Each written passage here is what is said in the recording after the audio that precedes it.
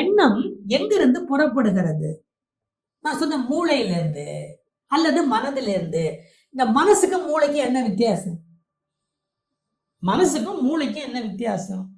உங்களுக்கு ஓரளவுக்கு மனநலம் பாதிக்கப்பட்டவர்கள்னா மூளை தான் முதல்ல டெஸ்ட் பண்ணுவாங்க. சில பேருக்கு மூளையில ஒண்ணுமே டேமேஜ் ஆகிருக்காது, மூளையில எந்த விதமான பிரச்சனையுமே ஆகிருக்காது. ஆனா மனநலம் பாதிக்கப்பட்டவர்கள்பாங்க.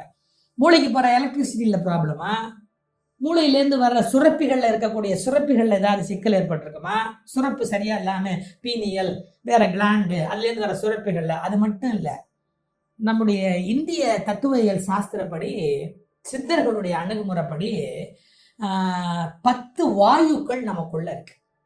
பிராணன், அபானன், வியானன், கூர்மன், இது மாதிரி நமக்குள்ள 10 வித தசவித வாயுக்கள்னு இருக்கு. இந்த 10 வித வாயுக்களுடைய ப்ரொபோர்ஷன் இருக்கு பாத்தீங்களா, அதுதான் மனசை நிர்ணயம் பண்ணுது. உங்க மனசு மகிழ்ச்சியா இருக்கா இல்லையா, துக்கமா இருக்கா துக்கமா இல்லையா, ஸ்ட்ராங்கா இருக்கா ஸ்ட்ராங்கா இல்லையா, இந்த 10 வித வாயுக்கள் ப்ரொபோர்ஷனேட்டா உடம்புல தங்கி இருக்கு. தனஞ்சயன், கூர்மன், இப்படி ஒவ்வொன்றும் இருக்கு. இந்த வாயுக்கள் கரெக்டானபடி இருந்தா உங்க மனம் ஆரோக்கியமா இருக்கு. இது சித்தர்களுடைய அற்புதமான கண்டுபிடிப்பு. இதை எப்படி சரி பண்ண முடியும்? உடம்புக்குள்ள இருக்கிற 10 விதமான வாயு, கண் அமைக்கிறது ஒரு வாயுவினுடைய செயல், கொட்டாவை விடுறது ஒரு வாயுவினுடைய செயல். இதெல்லாம் நீங்க எப்படி டியூன் பண்ண முடியும்? ஒரே வழிதான். நம்ம பிராணாயாமம்னு பண்றோம் பார்த்தீங்களா, அந்த பிராணாயாமத்தை பர்ஃபெக்டா பண்ண பண்ண பண்ண இன்ஹேல் உள்ள நிறுத்துறது கும்பகம்னு பேரு, அப்புறம் அதை ரிலீஸ் பண்றது எக்ஸேல். இதுல ஒரு ரித்தம் மெயின்டைன் பண்ற பார்த்தீங்களா, இந்த ரித்தத்துக்கு தகுந்த மாதிரி மைண்டு மாறிடும், மனம் மாறும். கேவல கும்பகம்னு ஒன்று இருக்கு, உள்ளேயும் இல்லை வெளியிலையும் இல்லை அப்படிங்கிற மாதிரி ஒரு ஸ்டேஜ். அந்த ஸ்டேஜில் என்ன ஆகும் அப்படின்னு கேட்டா, எல்லையற்ற ஆனந்தத்தில் அவங்க இருப்பாங்க. அவங்களுக்கு தேவைகளே எதுவுமே கிடையாது, எண்ணங்களே இல்லாத நிலைக்கு அப்போ போயிடுறாங்க அவங்க. நம்புவீங்களா? எந்த எண்ணமுமே இருக்காது, பிறப்பு இறப்பு எது பற்றிய சிந்தனையும் இல்லாத ஒரு நிலைக்கு போய் நின்றுடுறாங்க. கேவல கும்பகம்னு பேர். அந்த ஒரு ஸ்டேஜில் கொண்டு போய் நிறுத்திடுது. இப்போ நீங்கள் அதை கரெக்டாக இயக்கிக்கிட்டே இருந்தீங்க அப்படின்னு சொன்னால் அதை மனம்னு கொள்ளலாங்கிறது நம்முடைய கருத்து. எப்படி வேணா இருக்கட்டும், இந்த மனம் ஃபோக்கஸிங்னு ஒன்று பண்ணும். அந்த எண்ணத்து மேலே ஒரு ஃபோக்கஸ், அதை பொறுத்து தான் நம்முடைய வெற்றி தோல்வி நிர்ணயிக்கப்படுகிறது. இது எப்படி சொல்றது? இப்போ எல்லார் கையிலையும் இந்த செல்ஃபோன் வந்துருச்சு, ஃபோட்டோ எடுக்கிறது ஈஸி ஆயிடுச்சு. பழைய காலத்தில் அப்படி இல்லை, லென்ஸ் கேமரா வச்சு ஃபோட்டோ எடுப்பாங்க. எனக்கு என்னமோ இந்த செல்ஃபோனில் எடுக்கிற ஃபோட்டோவை விட அந்த ஃபோட்டோஸில் இருக்கக்கூடிய ஃபினிஷிங் குவாலிட்டி ரொம்ப பயங்கரமாக இருக்கும். ஒரு சில ஓவியர்கள் படத்தில் அந்த உயிர்ப்பு ஜாஸ்தியாக இருக்கிற மாதிரி செல்ஃபோனில் எடுக்கிற ஃபோட்டோவை விட அந்த லென்ஸில் ஃபோக்கஸ் பண்ணி எடுக்கிறாங்க பாருங்க, அதில் தான் பர்ஃபெக்ஷன் கிடைக்குங்கிறது மை ஹம்பிள் ஒப்பீனியன். எப்படி வேணால் எடுத்துக்கங்க, மை ஸ்ட்ராங் ஒப்பீனியன் அப்படி வேணாலும் எடுத்துக்கங்க, மை ஒப்பீனியன் வச்சுக்கங்களேன். ஏன் இந்த ஃபோக்கஸ் லென்ஸை நீங்கள் கரெக்டாக பண்ண பண்ண பண்ண பர்ஃபெக்டாக கிடைக்கும். ஃபோக்கஸிங் சரியா இல்லைன்னு வச்சுங்க, பிளர்டாக போயிடும் வியூ. கசமுசான்னு சரியான வார்த்தை, கசமுசா அப்படின்னு போயிடும். கலர் சரியா இருக்காது, உருவம் சரியா இருக்காது, அகல நீளம் சரியா இருக்காது ஒரு மனுஷனுடைய தோற்றத்தில். ஆனால் அந்த ஃபோக்கஸ் லென்ஸை அட்ஜஸ்ட் பண்ணி கரெக்டாக ஃபோக்கஸிங் கொண்டு வச்சிங்க அப்படின்னா பியூட்டிஃபுல் அழகான ஒரு வடிவம் நமக்கு கிடைக்கும். அதுக்கு என்ன பேர்? ஃபோக்கஸ் அப்படின்னு பேர். மைண்டு அதே தான். நான் சொல்லிட்டேன்ல முதல்ல, படம் எடுக்கிற வேலைன்னு சொல்லிட்டு பார்த்தீங்களா. ஸோ நீங்கள் ஃபோக்கஸ் இருந்தால் தான் பிக்சர் பிளர்டாக இல்லாமல் பர்ஃபெக்டாக கிடைக்கும், சரியான தன்மையில் படம் கிடைக்கும். இது எப்படி புரிஞ்சுக்கிறது? ரொம்ப சுலபமாக சொல்கிறேன். ஃபோக்கஸ் அப்படிங்கிறதுக்கு ஒரு உதாரணம் சொல்லட்டுமா? ஒரு ட்ரெயினர் தான் ஒரு முறை இதை மாணவர்களுக்கு புரிய வச்சார். தரையில் என்ன பண்ணார், 2 அடி அகலம் உள்ள 10 அடி நீளம் உள்ள ஒரு பலகையை போட்டார். 2 அடி அகலம் 10 அடி நீளம் உள்ள ஒரு பலகையை போட்டார். இதில் நடந்து காட்டுங்க அப்படின்னு. ஒரு ட்ரைனிங் ப்ரோக்ராமுக்கு வந்துருந்தாங்க 30 பேரா 40 பேரா. இது என்ன பெரிய விஷயம், 2 அடி அகலம் உள்ள பலகையில் ஸ்ட்ரைட்டாக நடக்க முடியாதா, நடங்க அப்படின்னார். நடந்துட்டான் எல்லாரும். அவர் சொன்னார், இப்போ அடுத்த டெஸ்ட்ன்னு. என்ன? இந்த பலகையை தூக்கி 10 அடி உயரத்துக்கு ஒரு ஸ்டூல் போட்டு, இந்த பக்கம் ஒரு 10 அடி அந்த பக்கம் ஒரு 10 அடி, நடுவில் இந்த 2 அடி பலகையை வைக்கிற, எத்தனை பேர் நடப்பீங்கன்னு கேட்டார். 60% உட்காந்துட்டாங்க. ஒரு 30% கிட்டக்க வரைக்கும் போயிட்டு சும்மா பார்க்கலாம்னு வந்தாங்க அப்படின்னா. 10% மேலே வரைக்கும் ஏறிட்டு ஊந்துட்டா வம்பு சார், இறங்கிட்டான். இப்போ பாருங்க, 2 அடி பலகை அகலம் 10 அடி நீளம், 60 பேரும் நடந்தான். இப்ப ஏன் ஒருத்தன் கூட நடக்கல? அவனுக்கு ஆரம்பத்துல ஃபோக்கஸ் என்னன்னு கேட்டா, இந்த பலகையில நடக்கணும், நடந்துடலாம். இதான் ஃபோக்கஸ். 2 அடி அகலம் நடந்துடலாம். அதுல ஃபோக்கஸ் 2 அடி அகலம் நடந்துடலாம், நமக்கு ஒன்றும் கஷ்டம் இல்லை அப்படிங்கிறது ஃபோக்கஸ். இப்போ ஃபோக்கஸ் என்னவாயிடுச்சு? 10 அடி பள்ளம், உழுந்துட்டா மண்டை ஒடுபட்டு போயிடும், மேலேருந்து கீழே விழுந்தா எலும்பு தேராது, விழுந்துடுவோமோ அப்படிங்கிறதுல ஃபோக்கஸ். பார்த்தீங்களா? ஃபோக்கஸ் ஷிஃப்ட் ஆயிடுச்சு, இடம் மாறிடுச்சு. அந்த ஃபோக்கஸ் 2 அடி அகலம் நடக்க முடியுங்கிற ஃபோக்கஸ் இருந்த வரைக்கும் he was able to walk, நடக்க முடிஞ்சது. 2 அடி இல்லை 10 அடி விழுந்துருவோமோன்னு ஃபோக்கஸ் எங்கே மாறிடுச்சு? விழுறதுக்கு போயிடுச்சு. பார்த்தீங்களா? நடக்கிறவங்கள பாதி பேர் விழுந்துதான் போகும். This is life. ஸோ நீங்கள் ஃபோக்கஸ் எதில் இருக்கோ அதை பொறுத்து தான் உங்களுடைய வெற்றி தோல்வி நிர்ணயமாகிறது. எண்ணிய முடிதல் வேண்டும். இந்த ஃபோக்கஸை எங்கே வைக்கிறாங்க? எந்த இடத்துல ஃபோக்கஸ் இருக்கு? திருவள்ளுவர் தான் நமக்கு வழிகாட்டி. எண்ணியாங்கு எய்துவர், எண்ணியாங்கு எய்துவர் எண்ணியர் திண்ணியர். திண்ணியர், இந்த திண் அடர்த்தி, டென்சிட்டி, அந்த ஃபோக்கஸ் எங்க நிக்குது பாருங்க. திண்ணியராக பெரு, அவ்வளவு உறுதியா இருந்தா அவங்களுக்கு அது கண்டிப்பா கிடைக்கும். இதுதான் சார் லைஃப். ரிஸ்க் எடுக்க வேண்டியிருக்கும். ரிஸ்க் எடுக்காம கிடைக்குமா?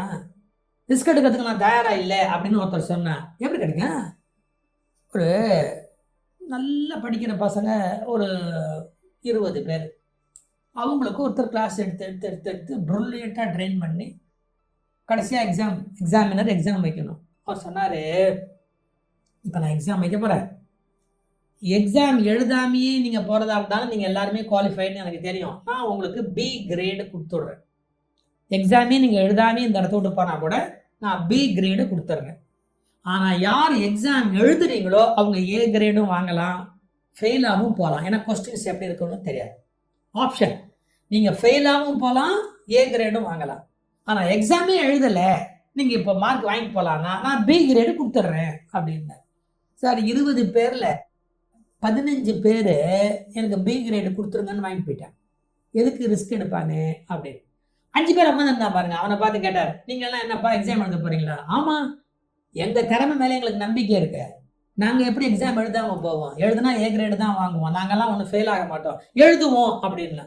அவர் ஒன்றும் பண்ணல, 5 பேருக்கு A கிரேடு மார்க்கை கையில் கொடுத்து நீங்களாம் A கிரேட் போயிட்டு வாங்க. ஏன்? உங்கள் மேலே உங்களுக்கு நம்பிக்கை இருக்குல்ல, உங்கள் மேலே உங்கள் திறமை மேலே உங்களுக்கு ஒரு பிடிப்பு இருக்குல்ல. சார் நம்ம மேலே நமக்கு முதல்ல நம்பிக்கை இருக்கு. யாருக்கு தன்னம்பிக்கை அப்படின்னு தன் மீது ஒரு அளவு கடந்த நம்பிக்கை இருக்கோ அவங்க தான் சார் வின் பண்ண முடியும். ஒரு ட்ரெயினர் இதே மாதிரி பிளேயர்ஸை ட்ரெயின் பண்ணார், விளையாட்டு வீரர்களை ட்ரெயின் பண்ணார். கொஞ்சம் சில பேர் அப்படி சொதப்பி இருப்பாங்க, எல்லாருக்கும். எல்லாரும் விறுவிறுக்க வந்து நின்ன உடனே அந்த ட்ரெயினர் என்ன பண்ணார், எரிச்சலோட ஒரு வார்த்தை சொன்னார், போங்கடா முட்டாளங்கள, போய் குளிச்சுட்டு வாங்கடா, குளிச்சுட்டு வந்து விளையாடுங்க, போங்கடா முட்டை பசங்களாம் போங்கடா, அப்படி முட்டை பசங்க போங்கடா அப்படின்னாரு. எல்லாம் திப்பு ஓடிட்டான், குளிச்சுட்டு வரலாம். ஒரே ஒருத்த மட்டும் நின்றுக்கிட்டு இருந்தான். ஏன் நீ போலையான்னார். முட்டாள தானே போய் சொன்னீங்க, நான் முட்டாள் இல்லையே, நான் ஏன் போகணும் அப்படின்னா. கையை கொடுக்குனார், நீ தாண்டா மானஸ்து, முட்டை பசங்களாம் போடா அப்படின்னு. ஒன்று ஏன் போகணும்? நான் கூட அடிக்கடி சொல்றது, மெட்ராஸில் மவுண்ட் ரோடு வேணாம், பாண்டி பஜார் டி நகரில் பார்த்தா ஒரு சமயத்தில் 1000 பேர், கொரோனாக்கு முன்னாடி 1000 பேர் 5000 பேர், இப்போ கொரோனாக்கு அப்புறமா அப்படி தான் போகிறான், திப்புன்னு எல்லாம் அப்படியே போயிட்டே இருப்பாங்க கூட்டமாக. நீங்கள் வேணா நடுவில் நின்றுக்கிட்டு என் அறிவு கெட்டவனேன்னு கூப்பிட்டு பாருங்களேன், சத்தமாக என் அறிவு கெட்டவனேன்னு கூப்பிட்டு பாருங்களேன், 5 பேராவது திரும்பி பார்ப்பான். அவனுக்கு யாராவது அறிவு கெட்டவன் பேர் வச்சான், அவன் அவ்வளோ தெளிவா இருக்கிறான். என் முட்டா பையலன்னு கூப்பிட்டா திரும்பி பார்க்கறதுக்கு 10 பேர் ரெடியா இருக்கிறான். நீங்க என்ன பண்ணுவீங்க? நீங்க அவன் எவ்வளவு தெளிவா இருக்கா பாருங்க. முட்டா பசங்களாம் போய் குளிச்சுட்டு வாங்கடா, நீங்க நான் என்ன முட்டாள போய் குளிச்சுட்டு வரதுக்கு? நான் போக மாட்டேன் சார் அப்படின்னு. சரி, இப்ப நம்முடைய எண்ணங்கள் அடைந்து நாம மேல போனோம் அப்படின்னா நமக்கு என்னென்ன தெளிவு இருக்கணும், என்னென்ன விஷயத்துல தெளிவு இருக்கணும், நம்ம கிட்ட என்னென்ன இருக்குன்னு தெரிய வேணாமா சார்? நம்ம யாருங்கிறது நமக்கு தெரிய வேணாமா சார்? நம்மகிட்ட என்ன சக்தி இருக்கு, என்ன பலம் இருக்கு, என்ன திறமை இருக்கு அப்படிங்கிறது நமக்கு தெரியணுமா தெரிய வேண்டாமா? என்னை பத்தி அசஸ்மெண்ட்டே எனக்கு இல்லாம என்கிட்ட என்னென்ன இருக்குங்கிறதே எனக்கு தெரியாம நான் எப்படி ஜெயிக்க முடியும் இந்த உலகத்துல? இப்படி சொல்ல மாட்டேன், ஒரு ஏரி மாதிரி இடம், இங்கோ வெயிலில் சுற்றிட்டு ஒரு நரி மாதிரி ஒரு விலங்கு அப்படி வந்து தண்ணி குடிக்கலாம்னு வந்தது. இந்த தண்ணி அப்படி குடிக்க போகும்போது அங்கே ஒரு மீன் அப்படியே துள்ளி மாறி மாறி துள்ளிக்கிட்டே இருந்தது. இந்த தண்ணி அந்த நரி வேகமாக குடிச்ச உடனே அந்த மீன் கிண்டல் அடிச்சுது. இன்னும் இந்த தண்ணிக்கு இப்படி ஆளா பறக்கிற, இந்த தண்ணி என்ன பெரிய விஷயமா, எனக்கு தண்ணியே ஆகாதப்பா, சரி என்ன இந்த தண்ணி கண்டாலே எனக்கு எரிச்சல், எனக்கு தண்ணியே பிடிக்காது. அது மீன் சொன்ன உடனே நரி சொல்லிச்சு, அப்படிங்களா உங்களுக்கு தண்ணியே பிடிக்காதா, ஆமா எனக்கு ஒரு ஹெல்ப் பண்ணுவீங்களா என்ன, அந்த தண்ணி உங்களுக்கு பிடிக்கும்படியா நான் இப்போ ஒரு காரியம் பண்ணட்டுமா என்ன, கிட்டக்க வாங்க. மீன் கிட்டக்க வந்தது, லவக்குன்னு அப்படி வாயால கவ்வி தூக்கி தாண்ட போட்டு தரையில். மீன் துடிக்க ஆரம்பிச்சது, ஐயோ ஐயோ ஐயோ ஐயோ ஐயோ ஐயோ தண்ணியில் தூக்கி போடுங்க, தண்ணியில் போடுங்க, என்ன செது போடு, தண்ணியில் போடுங்க, போனா போதுன்னு தூக்கி உள்ள போட்டு சொல்லிச்சு. இப்ப தெரியுதா, எது உன் வாழ்வுக்கு ஆதாரமோ, எது உனக்கு பலமோ, எது உன்னை வாழ வச்சுக்கிட்டு இருக்கோ அதோட அருமையே உனக்கு தெரியலையே. மன்னிச்சுக்கோங்க, இந்த மீன் மாதிரி தான் பல பேர். எது தன்னுடைய ஆதாரமோ, எது தன்னுடைய பலமோ, எது தன்னுடைய மிகப்பெரிய ஆற்றலோ, எது தன்னை காப்பாற்றக்கூடிய சக்தியுடையதோ அதனுடைய அருமை தெரியாமல் இருப்பதால் தான் வாழ்வில் வெற்றி பெற முடியாமல் போகிறார்கள். நம்முடைய எண்ணம் பலிக்கணும்னா சார், நாம யாரு, நம்ம கிட்ட என்ன இருக்கு அப்படிங்கிறது நமக்கு தெளிவா தெரியும். டைஜனிஸ் ஒரு மேற்கோள் காட்டுறாரு, ஒரு பேச்சுல சொல்லும் போது சொல்றாரு, இந்த உலகத்திலேயே கஷ்டமான விஷயம் என்னன்னா தன்னை அறிந்து கொள்ளுதல் தான் உலகத்திலேயே சிரமமான ஒரு காரியம். நான் யாரு, எனக்கு என்ன தெரியும் என்ன தெரியாது, தன்னை அறிந்து கொள்ளுதல்னு ஒரு பகுதி இருக்கு பார்த்தீங்களா, அதுதான் உலகத்திலேயே மிக சிரமமான ஒரு காரியம் அப்படின்னு. நான் ரொம்ப நேசித்தேன்னா அவர் இருந்து காலம் ஆயிட்டார், அதனால சொன்னேன். திரு தி.க. சந்திரசேகரன் மனித வள பயிற்சி நிபுணர் ஒருவர், அவர் ரொம்ப அழகா ஒரு புஸ்தகம் இருக்கார், வெற்றி பெறுங்களேன்னு ஒரு நல்ல புஸ்தகம். அங்க சொல்றாரு, ஒரு மனுஷன் முதல்ல தன்னை அசஸ் பண்ணிக்கணும் அப்படின்னு. இப்போ உதாரணம் சொல்ற பாருங்க, நீங்க யாரு கேட்டகரி கொடுத்தாரு, பிடிவாதக்காரன்னு உங்களை உலகம் சொல்லணுமா, தாராளமானவர் அப்படின்னு சொல்லணுமா, வெற்றி மனப்பான்மையாளர் அப்படின்ற உலகம் உங்களை சொல்லணுமா, இந்த 3 கேட்டகரியில நீங்க யாரு, இந்த மாதிரி ஒரு பெரிய லிஸ்ட் போடுறார். பிடிவாதக்காரர், தாராளவாதி, வெற்றி மனப்பான்மையாளர், முரடர், மகிழ்ச்சியானவர், உற்சாகமூட்டுபவர், தீர்மானமானவர், பணிவானவர், உற்சாகமூட்டுபவர், தைரியசாலி, எந்த நிலைக்கும் ஒத்து வருபவர், எந்த நிலைக்கும் ஒத்து வராதவர். இது மாதிரி நம்ம யாரு அப்படிங்க, சுலபமாக பழகக்கூடியவர், சுலபமாக பழக முடியாதவர், ஒவ்வொரு நேரத்தில் ஒவ்வொரு மாதிரி இருக்கக்கூடியவர், தன்னோடு பழகுபவர்களுக்கு சலுகைகள் தருகிறவர், சலுகைகளே தராதவர், யாரா இருந்தாலும் நம்ம ஒன்றும் பண்ண முடியாது அப்படின்னு பேசுறார், சலுகையே தராதவர். அப்புறம் பழமைவாதி, வாயாடி, வெற்றியாளர், மௌனமானவர், சம்பிரதாயவாதி, விவாதம் செய்யறவர். சில பேர் எது கொடுத்தாலும் ஆர்கியூ பண்ணுவாங்க. சில பேர் தந்திரவாதி, வெளிப்படையாக பேசுகிறவர்கள், தன்னையே நம்புபவர்கள், இல்லை பொறுமையாளியா இருப்பவர்கள், இப்படி சோ மெனி வெரைட்டிஸ் மனிதனுக்குள்ள.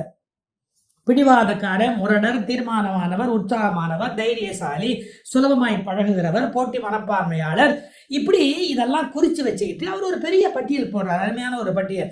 பயந்த சுவாபம் உடையவர், கடவுள் உணர்வு உடையவர், உதவுகிறவர், சகிப்புத்தன்மை உடையவர், எச்சரிக்கையானவர், கட்டுப்பாடானவர், திறந்த மனமுடையவர், கவர்ச்சியானவர், விளையாட்டு பிள்ளை, எதையும் எளிதாக கொள்பவர், பழக தெரிந்தவர். இந்த மாதிரி ஒரு பெரிய லிஸ்ட் எடுத்து இதுல நான் யாரு, நான் எந்த கேட்டகரிக்குள்ள வரேன் அப்படின்னு தன்னை நீங்க அசஸ் பண்ணி பார்த்துக்கோங்க. ஏன்னா நாம இந்த நம்மளை பற்றி ஒரு தெளிவு பறந்துருச்சுன்னு வச்சுக்கோங்களேன், நான் யாரு அப்படிங்கிற தெளிவு பறந்துட்டா அதன் பிறகு நம்முடைய எண்ணங்கள் வலிமை அடைய ஆரம்பிக்கும். அதுக்கு இன்னொன்னு சொல்ல, நம்மளை பத்தியே நாம வந்து ஒரு ஒரு மார்க் போட்டு பார்த்துக்கணுமா, நம்முடைய என்னென்ன திறமை நம்ம கிட்ட இருக்குங்கிறது இன்னொரு லிஸ்ட். நான் சரளமாக ஆங்கிலத்தில் பேசக்கூடியவன், இப்ப ஆங்கிலம் தான் அளவுகோல்னு அர்த்தம் இல்லை, தன்னுடைய திறமையை குறிச்சுக்கிறது. யாரிடமும் என்னால் கலகலப்பாக பழக முடியும், பழகும் போதே ஒரு ஆள் எப்படிப்பட்டவர் என்பதை என்னால் எடை போட்டு அறிய முடியும், என்னால் கதை எழுத முடியும், மேடையில் பேச முடியும், கவிதைகள் எழுத முடியும், என்னால் நடிக்க முடியும், நாடகங்களை எழுத முடியும், பல தொழில்களுடன் பழகி வேலை வாங்க முடியும், நீண்ட தூரம் பயணம் செய்ய முடியும். சில பேருக்கு அதுவே தெரியாது, தான் யாரு, தன்னால பயணம் பண்ண முடியுமா முடியாதா, இயல்பு சார். சில பேருக்கு பயணம் பண்ணிக்கிட்டே இருக்க முடியும், சில பேரால பயணமே பண்ண முடியாது. அப்ப அதுல நாம என்ன கேட்டகரி அப்படிங்கறத பத்திய ஒரு தெளிவு நமக்கு இருக்கணும். நம்ம என்ன மாதிரியான ஆளு, எந்த பணியை எடுத்தாலும் திட்டமிட்டு ஒழுங்காக செய்கிறவர், யாரிடமும் பேசி அவர்களை தன்னுடைய வழிக்கு கொண்டு வரக்கூடிய திறமையுடையவர், பசியை தாங்கி, இது ரொம்ப முக்கியம்.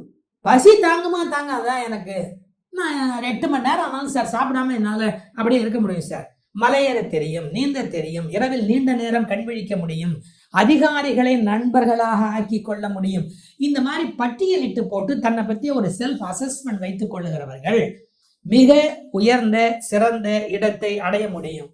அதே மாதிரி வாழ்க்கையில உங்க எண்ணம் செயலாவதற்கு தடையா இருக்கிறது என்னன்னு பார்க்கணும். அவர் வேற ஒரு நெப்போலியன் ஹில் நூல்ல இருந்து ஒரு குறிப்பு பாருங்க. அச்சம், மூட நம்பிக்கைகள், எது அச்சம், மூட நம்பிக்கைகள், அறியாமை, வறுமை, இவை மனித குலத்தின் மாபெரும் 4 எதிரிகள். என்னன்னா அச்சம், மூட நம்பிக்கைகள், அறியாமை, வறுமை, இதுதான் மனித குலத்தின் மாபெரும் எதிரிகள். இவற்றோடு போராடி கொண்டே இருக்கணும். நீங்க வாழ்க்கையில இதோட போராடுறதுக்கு தயாரா இருக்கணும். இந்த போராடுறதுக்கு தயாரா இல்லைன்னா நம்ம வாழ்க்கையில நம்ம இழந்து போக வேண்டியதுதான். நாம் ஏற்றுக்கொள்ள விரும்பாதது, நமக்கு அச்சம் இருக்கக்கூடாது, மூட நம்பிக்கை இருக்கக்கூடாது, அறியாமை இருக்கக்கூடாது, வறுமை இருக்கக்கூடாது, இது நாம ஏற்றுக்கொள்ள விரும்பல. தாங்கள் ஏற்றுக்கொள்ள விரும்பாத இந்த 4 எதிரிகளிடம், இதனால நமக்கு எதிரி, அடுத்த வார்த்தை தான் நெப்போலியன் ஹில் பிரமாதமா எழுதுறார். இந்த எதிரிகளிடம் பலர் சரணடைந்து விடுகிறார்கள். ஒண்ணும் முடியாது, நாம இந்த 4 பேர் காலில் விழுந்துட வேண்டியதுதான். என்ன பண்ண முடியும்? எதிரிகளிடம் பெரும்பாலான மக்கள் சரணடைந்து விடுகிறார்கள். எதிர்த்து போராடுகிற அதிசயத்தன்மை அவர்களிடம் இருப்பது அவர்களுக்கே தெரிவதில்லை. அருமையான வார்த்தை. அவர்களிடம் இருப்பது அவர்களுக்கே தெரியவில்லை. அப்புறம் அவங்களை யார் காப்பாற்ற முடியும்? ஸோ உங்ககிட்ட என்னென்ன இருக்கு அப்படிங்கிறத நீங்க லிஸ்ட் அவுட் பண்ணணும். எண்ணிய முடிதல் வேண்டும். அது அப்படி நடக்கணும்னா என்ன பண்ணணும்? நல்லவே எண்ணல் வேண்டும். Is it practically possible?